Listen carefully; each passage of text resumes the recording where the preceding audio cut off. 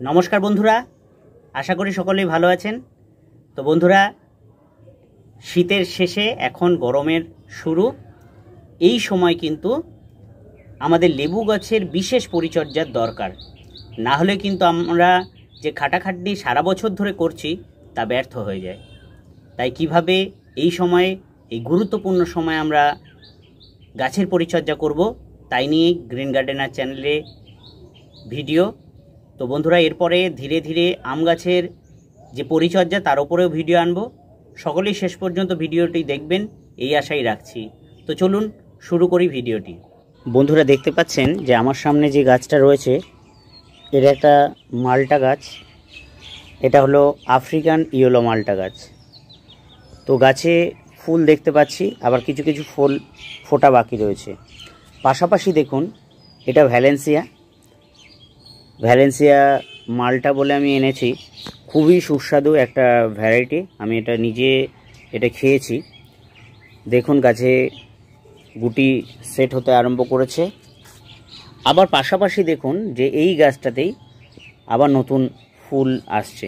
দেখাই ভালো করে, দেখুন। এর পাশে দেখুন যে আরেকটি আমার গাছ, এটা হলো দার্জিলিং কমলা বলে আমি যেটা কিনেছিলাম গত বছর। প্রচুর পরিমাণে আমি এটায় ফল পেয়েছি। তো গাছে দেখতে পাচ্ছেন কিছু পাতা এরকম হলুদ হয়ে ঝরে যাচ্ছে। এবার আমি বিস্তারিতভাবে আলোচনা করছি।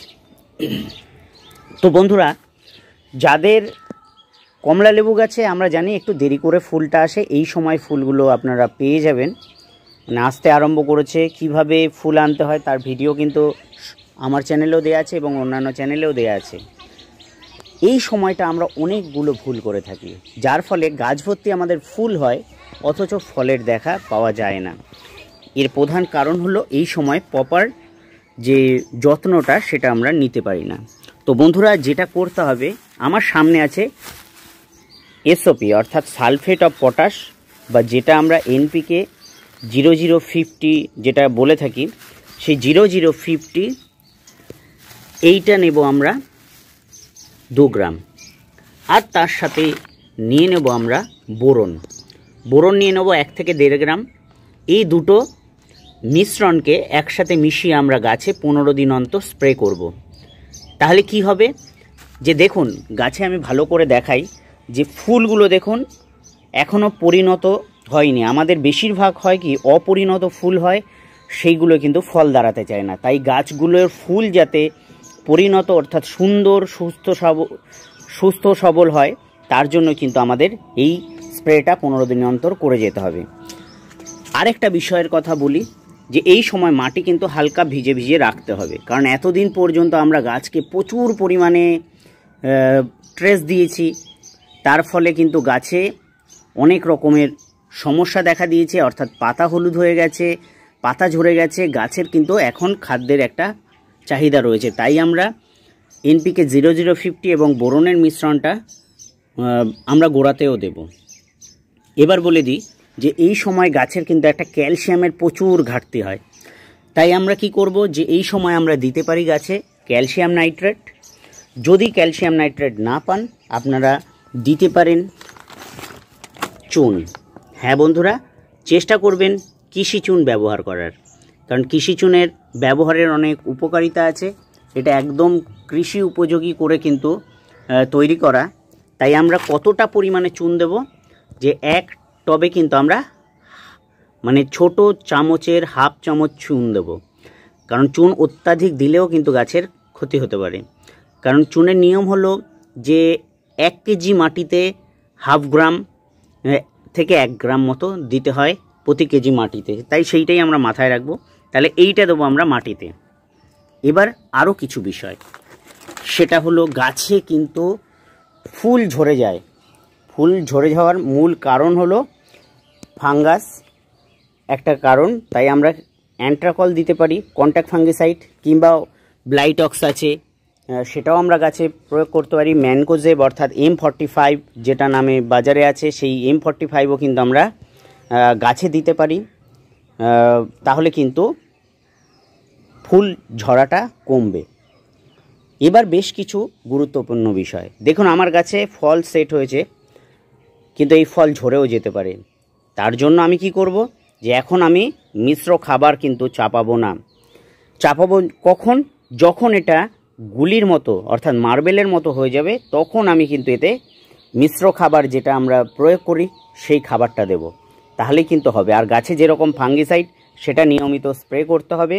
আরেকটি গুরুত্বপূর্ণ বিষয় বন্ধুরা, দেখুন গাছে যখনই নতুন নতুন পাতা বেরোচ্ছে, তার ফলে দেখুন যে এইখানে বিভিন্ন রকমের পোকা অর্থাৎ জাপ পোকা, লিফ মাইনার থেকে আরম্ভ করে বিভিন্ন ধরনের কিন্তু পোকারা আশ্রয় গ্রহণ করে এই নতুন পাতা খাওয়ার জন্য। দেখেছেন পাতাগুলো কেমন হয়ে গেছে। এই যে এই রকম যখন হয়, তখন আমরা গাছে প্রয়োগ করব অবশ্যই কিন্তু কোনো কীটনাশক। সেই কীটনাশকটা কি সবথেকে ভালো যেটা কাজ হয় সেটা হলো প্রফেনোফস প্লাস সাইফারমেথ্রিন, এই গ্রুপের ওষুধ কিন্তু আমরা গাছে প্রয়োগ করব। বাজারে দেখবেন যে প্রফেক্ট সুপার পাওয়া যায়, সেটাও কিন্তু আমরা 1.5 মিলি প্রতি লিটার জলে দিয়ে গাছে স্প্রে করব। কখন স্প্রে করব? এটা আমাদের একটা গুরুত্বপূর্ণ বিষয়। আমরা স্প্রে করব অবশ্যই কিন্তু সন্ধেবেলায়, সবথেকে ভালো হয় সন্ধেবেলায় গাছে প্রয়োগ করলে কিন্তু গাছ খুব ভালো থাকে। কারণ অনেক সময় কি হয় যে সকালবেলা আমরা যখন প্রয়োগ করি, তার ফলে কিন্তু অনেক উপকারী যে পোকামাকড় বা যারা আসে ফুলের পরাগ সংযোগ করতে, তারাও কিন্তু মারা পড়ে। তার জন্য আমরা সন্ধেবেলায় সেটা প্রয়োগ করব। আর অপকারী যে সমস্ত পোকারা আছে তারা আশ্রয় গ্রহণ করে গাছে, সেটা হলো সন্ধেবেলায়। তার জন্য আমরা এই দিকটা আমরা মাথায় রেখে সেই কাজটা করব।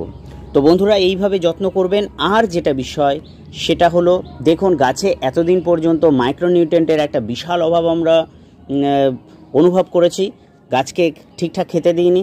তার জন্য আমরা সেই ঘাটতি পূরণ করার জন্য অবশ্যই কিন্তু কোনো মাইক্রোনিউট্রিয়েন্ট দিতে পারি, যেমন হলো মোবোমিন, সেটাও আপনারা দিতে পারেন, অসাধারণ রেজাল্ট তার। এছাড়াও আমরা বাজার চলতি প্রচুর মাইক্রোনিউট্রিয়েন্ট ভালো ভালো আছে, সেইগুলো কিন্তু আমরা অ্যাগ্রোমিন গোল্ড হতে পারে, সেটা অ্যাগ্রোমিন ম্যাক্স হতে পারে, সেগুলো গাছে প্রয়োগ করব। তাহলেও কিন্তু আমার গাছ সুস্থ সবল আমাদের থাকবে, এবং গাছে যে খাটনি আমরা করি সেটা অবশ্যই কিন্তু ফুলে ফুলে যখন পরিপূর্ণ হয়ে যাবে এবং ফলে ফলে যখন ভরে যাবে আমাদের ছাদ বাগান, তখন কিন্তু বেশ সুন্দর লাগবে। তো বন্ধুরা ভিডিওটি কেমন লেগেছে অবশ্যই কিন্তু জানাবেন। দেখা হবে পরবর্তী ভিডিওতে। সকলেই ভালো থাকবেন, সুস্থ থাকবেন। এরপরে আমি আমের ভিডিও নিয়ে আসবো, যে আমের মুকুলের কীভাবে যত্ন নিতে হয়। তো আজকের মতো এইটুকুই বন্ধুরা।